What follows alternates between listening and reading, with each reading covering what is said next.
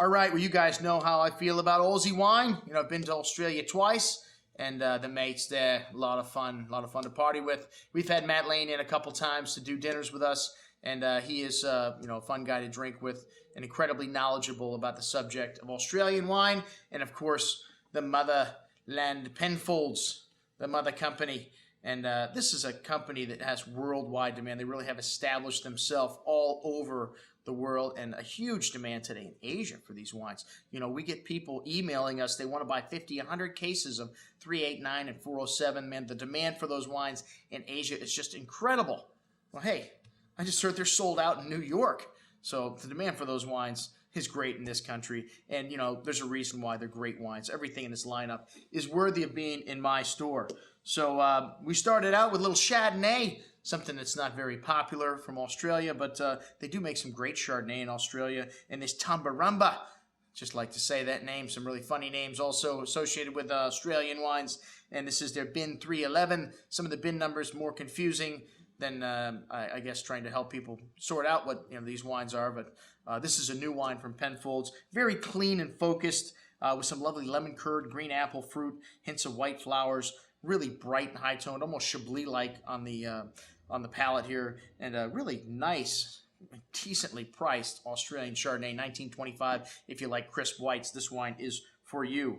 All right, next up, the bin 23, Adelaide Hills Pinot Noir. Something they're not very well known for in Australia also, but they do some pretty good Pinot Noir in the Yarra Valley down near Melbourne, and then also in the Adelaide Hills, a cooler appellation near the Barossa.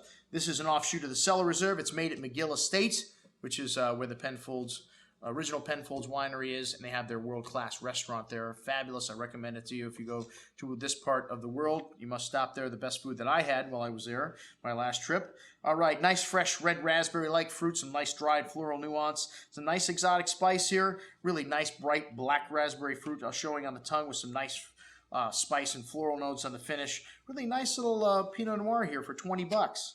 Also something you wouldn't expect.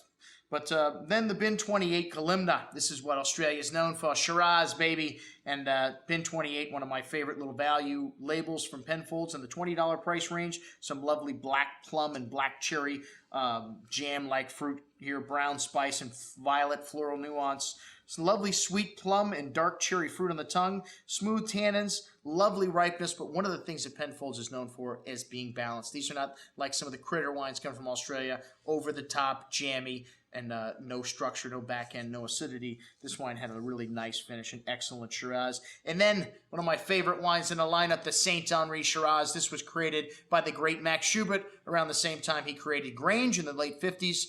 The early 50s for Grange, the late 50s for Saint Henri. And kind of like I described, this is Grange's alter ego. You know, Grange was aged in small, new American barrique. This is aged in large, old barrique, whereas the wood really has no influence in terms of the spice and the flavor. It's pure unadulterated Shiraz, some of the greatest Shiraz coming from all the Penfolds pick of vineyards throughout South Australia. Lovely thick black plum and dark spices, dark cocoa, a host of violet floral notes, soy nuance to the bouquet, big and juicy on the tongue with lovely velvety tannins. One of the things I love about Shiraz, very complex and still lovely freshness on the finish. Pure, unadulterated South Australian Shiraz.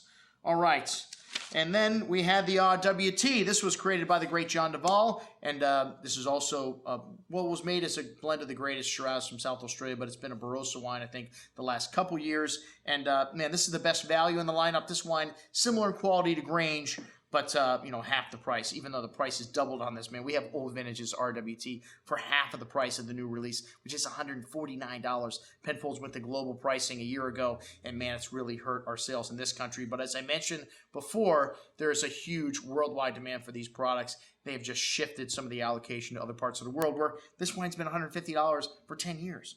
All right, but really lovely plush Shiraz here.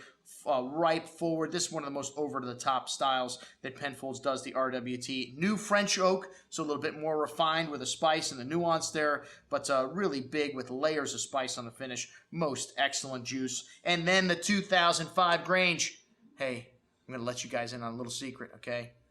We got a little 2004 Grange left, and it's at the best price in the country. That's right. For those of you wine-drinking people that get this email, well, the 2, 3, 4, 6 packs, whatever we got, at $339 a bottle. Check it out on Wine Searcher. You can't find Grange any cheaper anywhere, and it's not going to be that pricey in the store. I promised the guys at Penfolds I wouldn't have it in the store for that. But today only, for you people that get the email, the 04 Grange, one of the great vintages of Grange, $339. All right, well, the 05 is what they brought me, but this is also a nice Grange. Not quite the same league as 04, though, but $425.